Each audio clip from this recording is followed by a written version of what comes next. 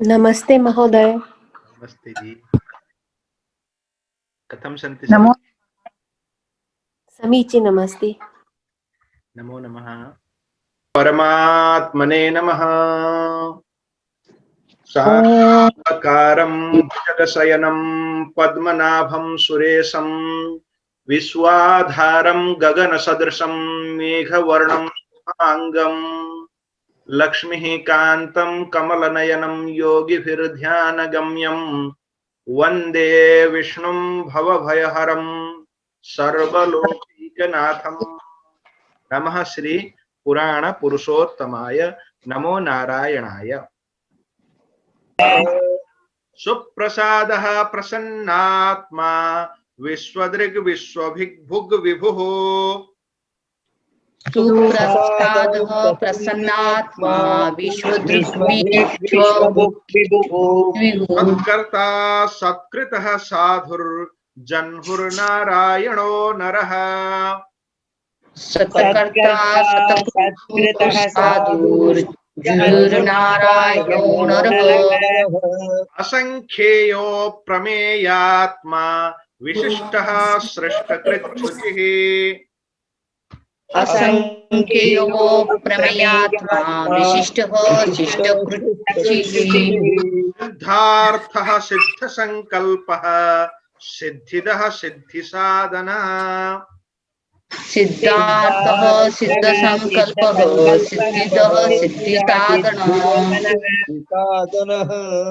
सिद्धिदः सिद्धिसाधनः ओम सिद्धिदः सिद्धिसाधनः ओम् सुप्रसादः प्रसन्नात्मा विश्वदृग् विश्वभुग् विभुः सत्कर्ता सत्कृतः साधुर्नारायणो नरः इति। सुप्रसादः प्रसन्नात्मा विश्वदृक् विश्वभुक् विभुः सत्कर्ता सत्कृतः साधुः जह्नुः नारायणः नरः इति नामानि। अस्तु, अग्रिमः अस्ति सुप्रसादः। सुप्रसादः नाम स्वभक्त कृपालुः। प्रसादः नाम आनन्दः, प्रसादः नाम फलम्। खलु? प्रसन्नात्मा, प्रसन्नात्मा नाम नित्य क्रोध रहितः। अनन्तरम् अस्ति विश्वधृक्। विश्वधृक् नाम विश्व जगतः धारणकर्ता। विश्वभुक् विश्वपालकः। विभुः सर्वव्यापी सामर्थ्यवान्। अनन्तरं भवति सत्कर्ता, स्वभक्त सत्कर्ता, सत्कारं करोति सत्कर्ता। सत्कृतः, सत्कृतः नाम पूजितः, सत्कारेण सभाजितः इत्यर्थः। साधुः सत्स्वभाववान्, साधु नाम सज्जन स्वभाव वाला। जहनुः, जहनुः नाम शत्रुनाशकः। नारायणः आदिकारणः। नरः जीवस्वरूपः अथवा क्षय रहितः। शांकर भाष्य के आलोक में थोड़ा सा प्रकाश डालते हैं। देखिए, सुप्रसादः प्रथम पद है, प्रथम नाम है आज के पाठ का भगवान का, जिसमें शोभनः प्रसादो यस्य अपकार वताम अपि शिशुपालादीनां मोक्ष प्रदातृत्वात् इति सुप्रसादः। ऐसा कहकर भाष्यकार शंकराचार्य जी ने यहाँ पर कहा है, देखिए, शोभनः प्रसादः, जिसका सबसे अच्छा कृपा है, प्रसाद है, वर है। हम भगवान के मंदिर में जाते हैं तो प्रसाद प्राप्त करते हैं। प्रसाद नाम आनंद होता है, प्रसाद नाम कृपा होता है। प्रसाद का अर्थ कृपा भी होता है, प्रसाद का आनंद भी होता है। देखिए भगवान का प्रसाद कैसा है, इतना शोभन है, इतना अच्छा है कि वो यस्य अपकारवतामपि, जिसका अपकार करने वालों का भी, भगवान का अपकार करने वालों का भी भगवान ने क्या किया, मोक्ष प्रदान करके उनका उपकार किया। इसलिए भगवान सुप्रसाद हैं, शोभन प्रसाद वाले हैं। अब उसके बाद है प्रसन्नात्मा। प्रसन्नात्मा शब्द का अर्थ होता है प्रसन्न है जिसका अंतःकरण, जिसकी आत्मा, वो हो गया प्रसन्नात्मा। प्रसन्नात्मा होने के लिए क्या आवश्यक है, ये चीज यहाँ पर शंकराचार्य जी बता रहे हैं। रजः तमोभ्याम अकलुषित आत्मा अंतःकरणम अस्यैति प्रसन्नात्मा। देखिए जब भी हमारा मन अप्रसन्न होता है, उद्वेलित होता है, तो वहां पर किसी न किसी गुण का आधिक्य हो जाता है। या तो रजोगुण वृद्धि हो जाए या तमोगुण वृद्धि हो जाए, मन अप्रसन्न हो सकता है। जब रज और तम इन दोनों से अकलुषित यानी स्वच्छ हुआ अंतःकरण वाले भगवान को सदा सर्वदा हम प्रसन्नात्मा पद से संबोधित करते हैं, क्योंकि वो सदा सत्व गुण में स्थित होते हैं। इसलिए भगवान को प्रसन्नात्मा कहा गया है। इसे प्रसन्न आत्मा के अन्य अर्थ वो कहते हैं करुण आर्द्र स्वभावत्वाद वा प्रसन्नात्मा। देखिए भगवान प्रसन्न आत्मा, एक तो उनके रज और तमोगुण के न होने के कारण अंतःकरण प्रसन्न होता है। प्रसन्न इसलिए होता है कि निर्मल अंतःकरण है। दूसरा करुण और आर्द्र स्वभाव वाले हैं भगवान, इसलिए भगवान को प्रसन्न आत्मा कहा जाता है। क्योंकि कारुणिक हृदय होने पर और आर्द्र स्वभाव के होने के कारण भी भगवान सदा सर्वदा सब पर कृपा करने वाले, सब पर प्रसन्न रहने वाले होते हैं। अकारुणिक क्रोधी अथवा शुष्क हृदय वाले कोई हो तो वो प्रसन्न रह नहीं सकते हैं, क्योंकि करुणा के रहने के लिए क्रोध का न होना जरूरी है ना।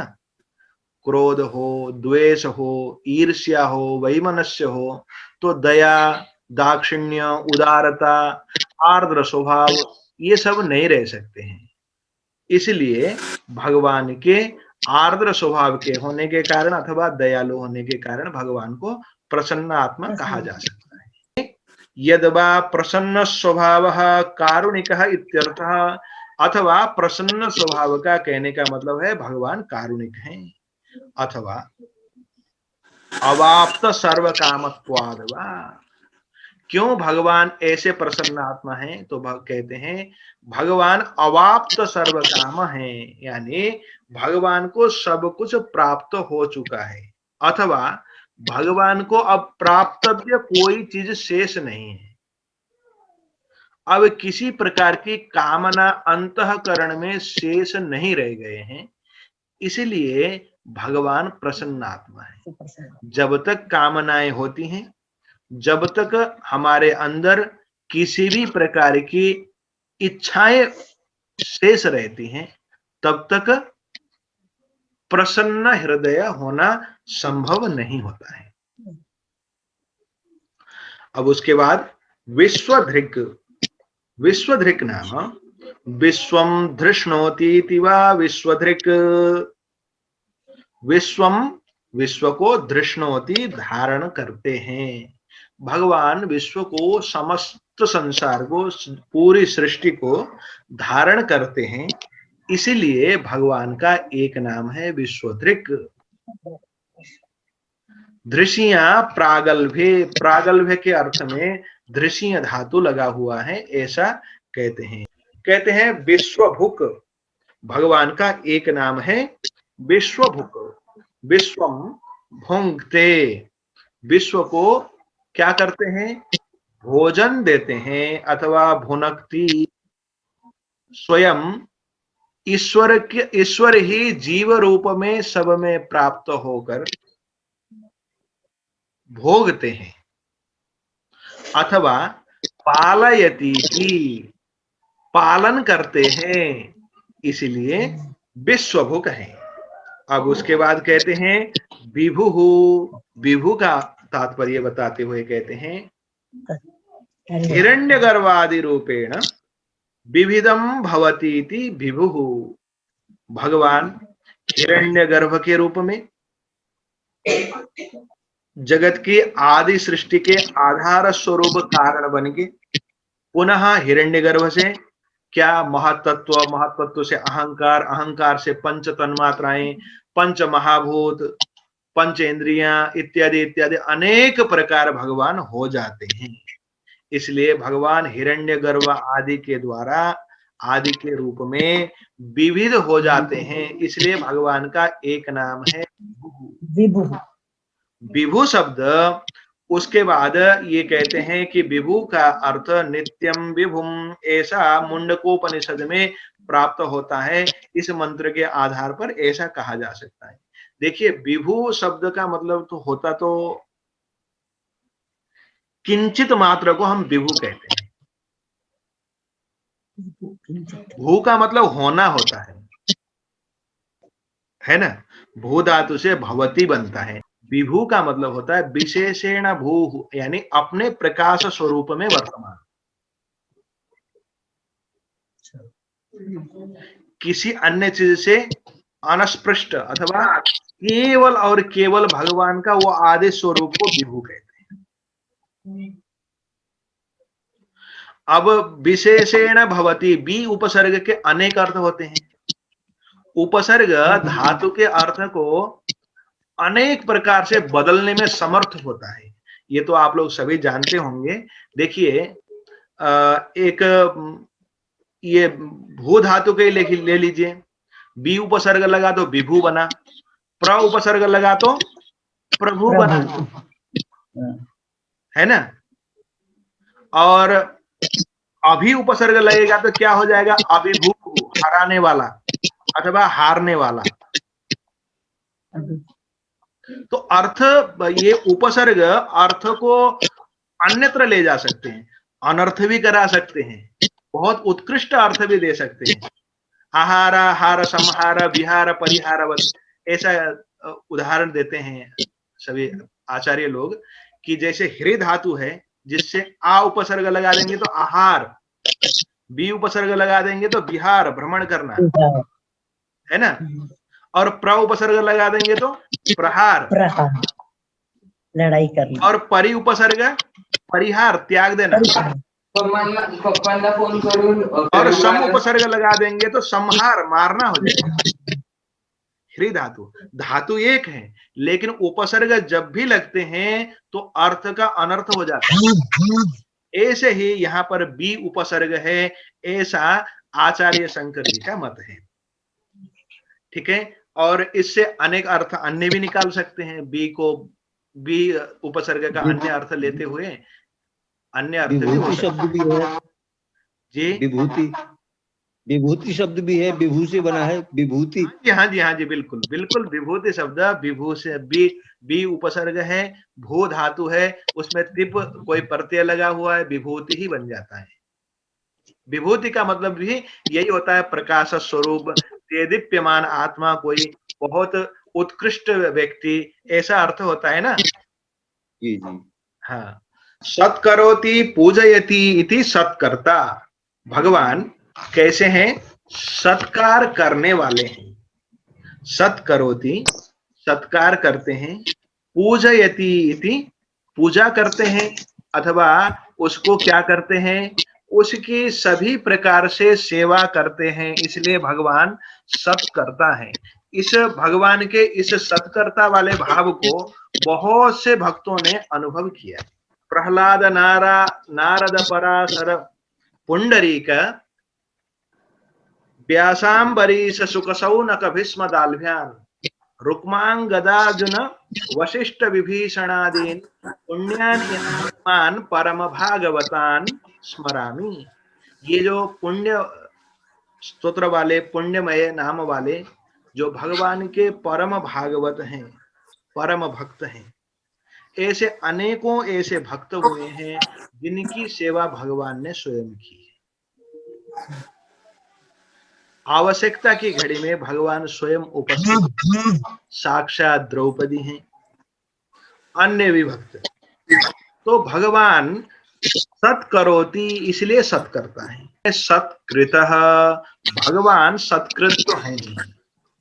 भगवान प्रत्येक जीव मात्र के लिए सत्कार्य है, पूज्य है, सत्कृत है, और सभी भक्त भगवान की पूजा सेवा करते हैं। सत्कृतः नाम सेवितः, पूजितः, प्रणमितः, भगवान पूजित हैं, सत्कृत हैं। अब उसके बाद साधु, साधु नाम न्याय प्रवृत्ततया। साधु शब्द का सीधा अर्थ तो होता है सज्जन। अब हम बहुत से सन्यासियों, बाबा बैरागियों को साधु कहते हैं। सज्जन होने के कारण, सीधा स्वभाव होने के कारण, साधु स्वभाव होने के कारण उन सबको हम साधु कहते हैं। देखिए, हमारा मार्ग, हमारे धर्म का अंतिम मार्ग सीधा होना है, सज्जन होना है, सीधे मार्ग से चलना, सदा सर्वदा सज्जन बनना, यही हमारे धर्म का मर्म है। इसलिए प्रत्येक धर्म का अनुयायी साधु है। क्यों? क्योंकि भगवान स्वयं साधु हैं। भगवान हमें साधु मार्ग ही उपदिष्ट करते हैं। उपदेश उनका साधु मार्ग से चलने के लिए, साधु स्वभाव का बनने के लिए उनका स्वयं का उदाहरण है। और हम लोगों के लिए, सबके लिए भी भगवान स्वयं साधु स्वरूप है। क्यों? क्योंकि वो न्याय प्रवृत्ततया, न्याय के मार्ग में प्रवृत्त होने के कारण भगवान स्वयं न्याय के मार्ग से चलते हैं और हमें भी न्याय का पथ प्रदर्शित करते हैं। अब आचार्य शंकर एक और अर्थ देते हैं, साधयति वा साध्य भेदा। सभी प्रकार के साध्य भेदों को क्या करते हैं? साधित करते हैं, इसलिए साधु हैं। तो भगवान साधित करते हैं, व्यवस्थित करते हैं, इसलिए भगवान साधु हैं। अथवा उपादानात् साध्य मात्र साधको वा, भगवान उपादान कारण के रूप में, साध्य के मात्र साधक के रूप में समस्त ब्रह्मांड को संचालित करते हैं, इसलिए भगवान साधु हैं। ये भी अर्थ कर सकते हैं। यानी भगवान निमित्त कारण भी न होते हुए और उपादान मात्र कारण होते हुए समस्त ब्रह्मांड को संचालित करते हैं, इसलिए वो साधक हैं अथवा साधु हैं, ऐसा अर्थ करते हैं। अब उसके बाद है जहनु। ये जहनु जो शब्द है वो हा धातु से बना हुआ है। हा धातु को द्वित्व हुआ है, हा हा, उसके बाद हा, पहले वाले हा को ज बन के जहनु बनता है। हा धातु से बना है। ये हा धातु का तो सीधे सीधे आप लोग सबको पता है, हा से हनन होता है, हा से त्याग होता है ना। तो जनान संहार समय, समस्त जीवों को संहार के समय में अपहनुते अर्थात अपनयति, ले जाते हैं, अपने पास पहुंचाते हैं, अथवा अपने स्वरूप में मिला लेते हैं, अथवा अपने स्थान में पहुंचा देते हैं, इसलिए जहनु है।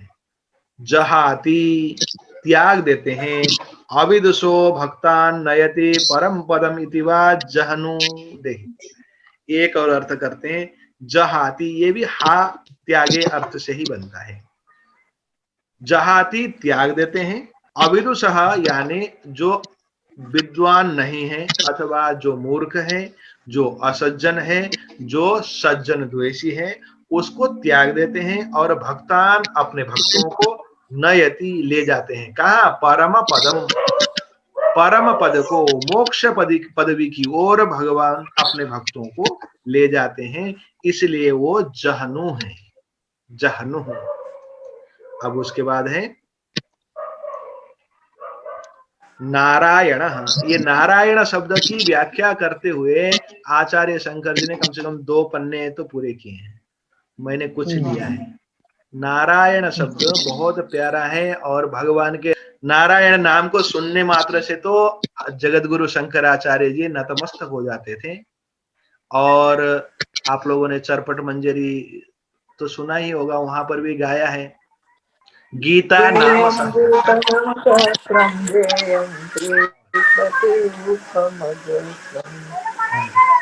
गेयं गीता नाम सहस्रम ध्येयं श्रीपति रूपमजस्रम। वहां भी यही गाया है। गेयम गीता, पहले गीता गाना चाहिए, सदा सर्वदा गीता का ध्यान होना चाहिए, गीता का स्मरण करते रहना चाहिए।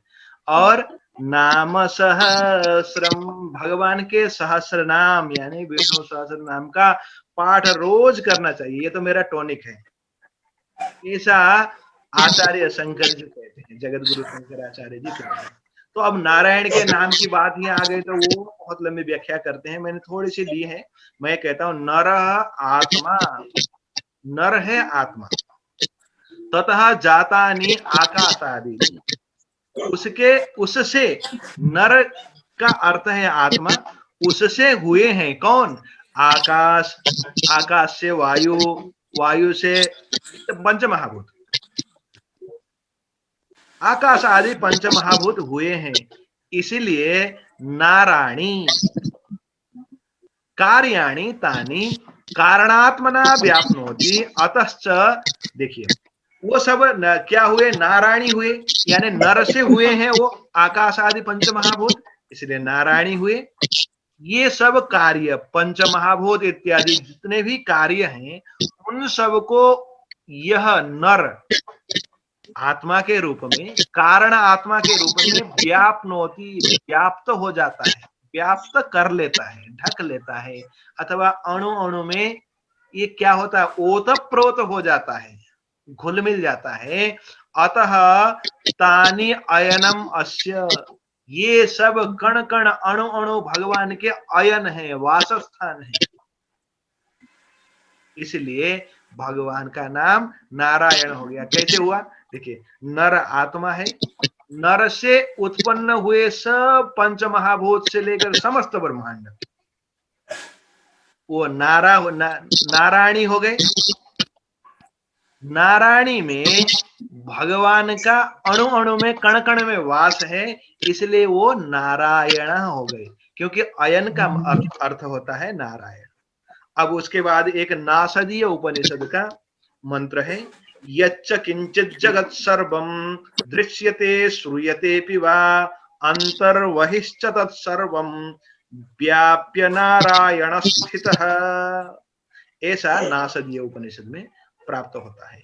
भगवान नारायण व्याप्य, सब ओर व्याप्त होकर स्थित हैं, ये अंतिम वाक्य है। कैसे? यच्च किंचित जगत सर्वम, जो कुछ भी इस संसार में, इस दृश्य अदृश्य समस्त प्रकार के इस ब्रह्मांड में दृश्यते दिखाई देता है, श्रूयते भी वा सुनाई भी देता है, तो भी अंतः अंदर, बहिश्च बाहर भी, इस ब्रह्मांड में तो है, ब्रह्मांड से भी बाहर, उसमें भी भगवान तत्सर्वम, समस्त चीजों को, जहां तक हमारी कल्पना जा सके, जहां तक हमारी दृष्टि जा सके, जहां तक हम सुन सके, वो सब भगवान से व्याप्त है। इस मंत्र का अर्थ ये है। नयति इति नरः, नर शब्द का अर्थ करते हैं नयति, ले जाते हैं। देखिए वहां पर नर शब्द का पहले क्या किया था? आत्मा अर्थ किया। नरः आत्मा भी तो है, और नयति शब्द भी नर से बन सकता है। और नयति इति नरः प्रोक्त परमात्मा सनातनः, क्योंकि वो ले जाते हैं इसलिए उनका नाम नरः हुआ है, यानी परमात्मा का ही एक नाम नरः हो सकता है। ऐसा व्यास जी ने कहा है, इसलिए इस वचन के आधार पर भगवान का नाम नरः है। नरः यानी परमात्मा, ऐसा अर्थ शंकराचार्य जी ने दिया है। एक और अर्थ मैंने बलदेव जी के उससे लिया है, उसको देख लेते हैं। नर शब्द के लिए वो है न रीयते न क्षीयते इति नरः। यहां पर देखिएगा, न रीयते, न रीयते नामक नाश जिसका नहीं होता है उसको कहेंगे नरः। जिस तत्व का नाश नहीं होता है उसको हम कहेंगे नरः।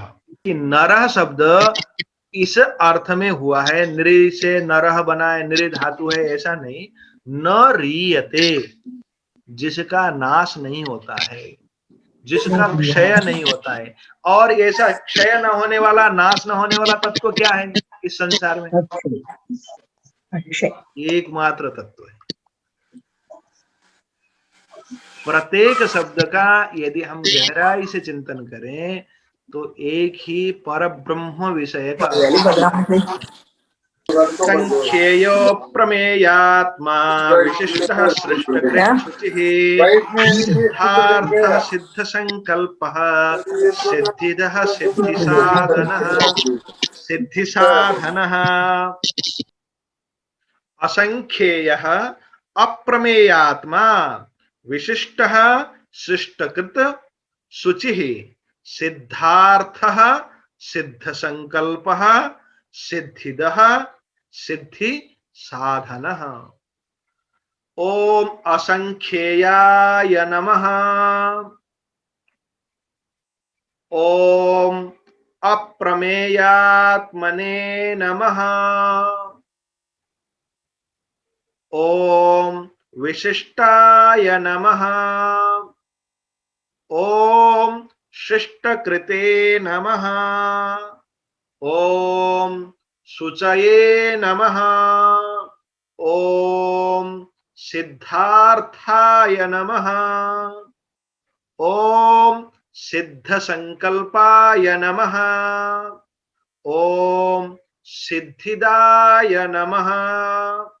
ओम सिद्धिसाधनाय नमः इति नमस्कार पूर्वकम नामानि। देखिए, असंख्येयः गणना रहित, संख्या कहते हैं गणना को, असंख्येयः गणना रहित। अप्रमेयात्मा, प्रमेय कहते हैं जिसको जाना जा सके।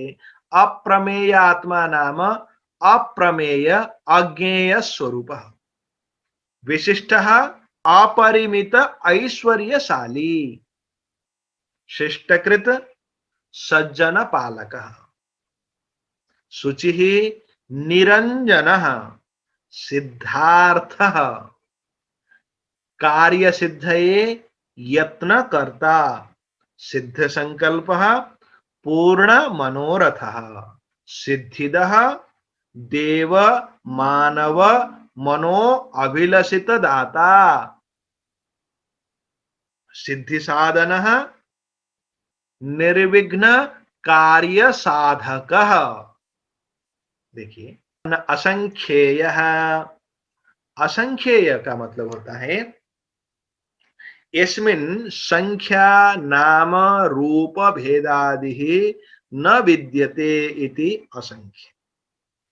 संख्या जिसकी गणना की जाए उसको कहेंगे संख्येयः, गणना करने योग्य। जिसको गणना न किया जा सके उसको कहेंगे असंख्येय। असंख्येय दो प्रकार से हो सकता है।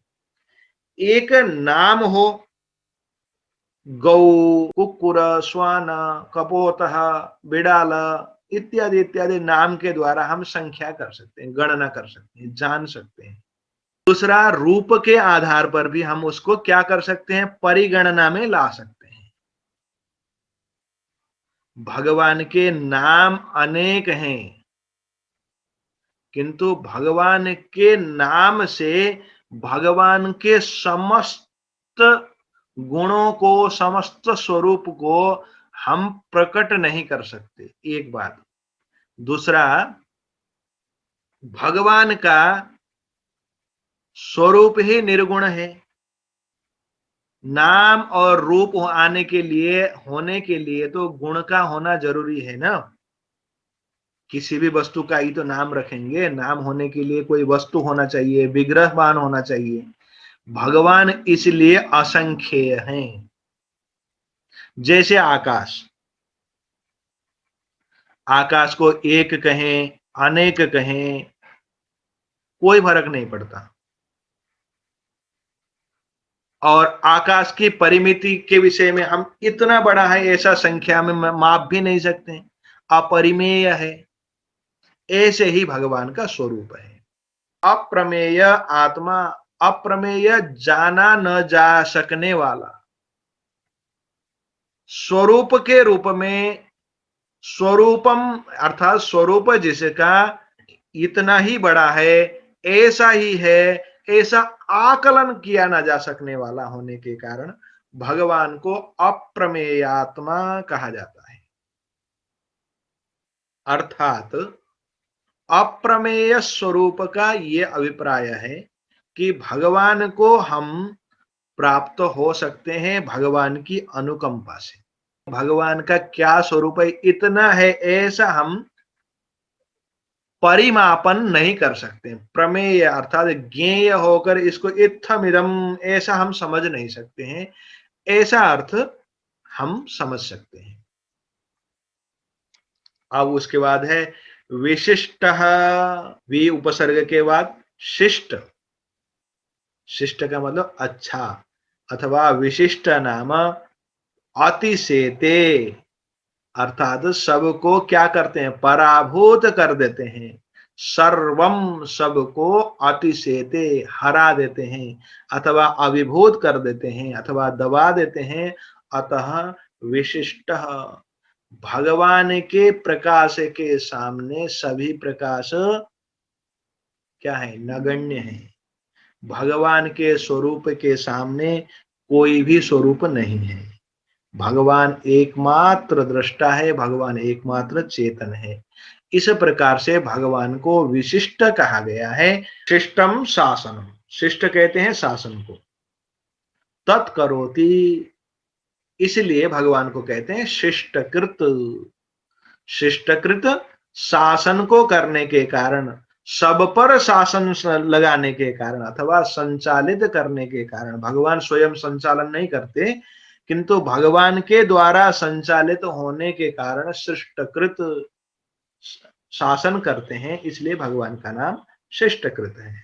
अथवा शिष्टान करोति इति वा पालयति इति वा, अथवा सज्जनों को करवाते हैं, यानी सज्जनों का मार्गदर्शन करते हैं, इसलिए भगवान शिष्टकृत हैं। अथवा सज्जनों को, शिष्टों को, विशिष्ट लोगों को पालन करते हैं, इसलिए भगवान का नाम शिष्टकृत है।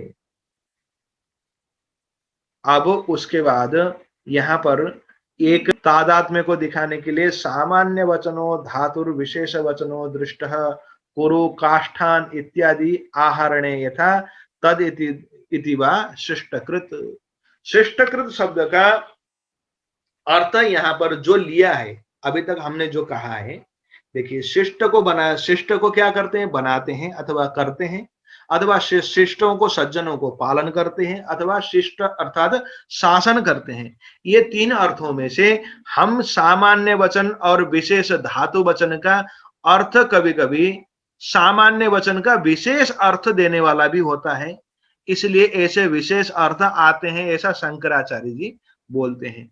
उसके लिए उदाहरण देते हैं। देखिए क्या है कि काष्ठानी, कुरु काष्ठानी एक वाक्य है।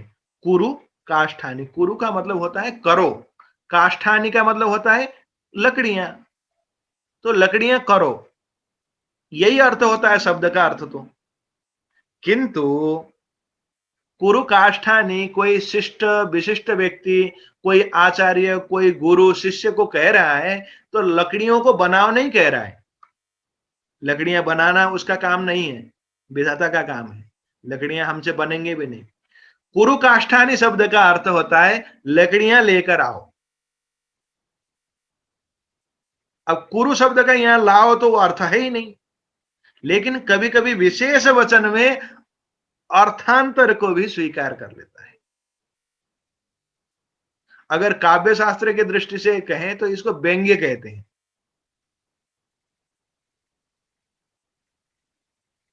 यहां पर कुरु शब्द क्या हो गया है, अपने साक्षात अर्थ को, शब्द के अर्थ को नहीं लिया उसने अर्थ किसको लिया, गौण अर्थ को लिया, दूसरे अर्थ को लिया। इसलिए इसको क्या कहेंगे, गुणी अर्थ कहेंगे काव्य शास्त्र की भाषा में, अथवा लक्षणा से भी कहते हैं, लक्षणा अर्थ भी कहते हैं। शुचि नाम पवित्र, भगवान स्वयं पवित्र हैं। भगवान सबको पवित्र करते हैं, सबको निर्मल करते हैं, सबके अंदर के कालुष्य को हरण करते हैं, इसलिए शुचि हैं। अथवा भगवान आके जब हमारे हृदय में विराजमान होते हैं, समस्त संसार शुचि दिखने लगता है। अंजन का मतलब होता है कालुष्य, कालापन।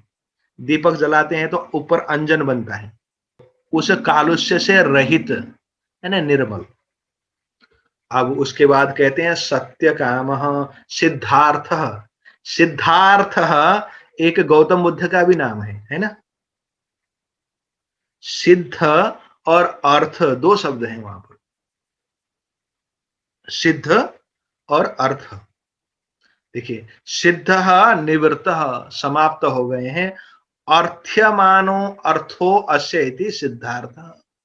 देखिए, अर्थ्यमाना इच्छित अर्थ, कामनाएं जिसके सिद्ध हो गए हैं, समाप्त हो गए हैं, पूर्ण हो गए हैं, अब इच्छा शेष नहीं बची है, इसलिए वो सिद्धार्थ हो गया। एक अर्थ है। और इसके लिए वो कहते हैं, उदाहरण है हमारे पास श्रुति का, सत्य काम, भगवान को सत्य काम कहा गया है छांदोग्योपनिषद में। छांदोग्योपनिषद में भगवान को सत्य काम कहा गया है, इसलिए भगवान सिद्ध अर्थ वाले हैं। अर्थ लेते हैं आचार्य शंकर जी, सिद्ध निष्पन्न, निकल गए हैं, निकल गया है क्या, संकल्प, संकल्प, कामना। संकल्प का अर्थ कामना, कामना निकल गए हैं जिसके, वह है सिद्ध संकल्प को ही छांदोग्योपनिषद में सत्य संकल्प कहा गया है। इसलिए भगवान क्या है, उनकी कामनाएं अब किसी प्रकार के शेष नहीं है, इसलिए भगवान सिद्ध संकल्प है। अब उसके बाद सिद्धिदः की व्याख्या है, सिद्धिम फलम कर्तृभ्य स्वाधिकारानुरूपतो ददाति इति सिद्धिदः। सिद्धि अर्थात फल को स्वकर्तृभ्य, अपने करने वालों को अथवा अपने भक्तों को, स्वाधिकारानुरूपतो ददाति इति सिद्धिदः, भगवान अपने अधिकार के अनुरूप सिद्धि देते हैं, इसलिए भगवान सिद्धि दह है। सिद्धि को दह देने वाले। देखिए, सिद्धि का मतलब होता है फल, वो फल देने के कारण भगवान को सिद्धिदह कहते हैं। अथवा सिद्धेः क्रियायाः साधकत्वात् सिद्धि साधनः, सिद्धियों के, क्रियाओं के साधक होने के कारण भगवान सिद्धि के साधन है। देखिए, भगवान ही स्वयं सिद्धि देने वाले हैं, भगवान ही स्वयं सिद्धि के साधन भी हैं। यानी भगवान से अभेद है सिद्धि में भी और साधन में भी। इसलिए भगवान को क्या कहा गया, सिद्धिदः और सिद्धि साधनः। सिद्धि नाम फल, जो जैसा फल चाहे उस फल को देने का काम भी भगवान का है, और उस फल की प्राप्ति के लिए साधन रूप होना भी भगवान का ही काम है। भी समाप्त हो गई। सिद्धि सिद्धि साधन और सिद्धि दह। सिद्ध साधन तीनों की त्रिपुटी समाप्त हो गई। तो ये तीनों अर्थ जो हैं उस अर्थ में लग रहे हैं कि जो कि सिद्धदा भी है, सिद्ध साधन भी है और सिद्धार्थ भी है। तो ये तीनों त्रिपुटी समाप्त हो गई। एक ही तत्व है, वही सिद्धि है, क्या वही बात है। साधन, वही साध्य बहुत है। बहुत धन्यवाद रमेश जी, आपने बहुत अच्छा कहा। देखिए शायद ऐसा ही लग रहा है मुझे। सिद्ध और सिद्धि साधन।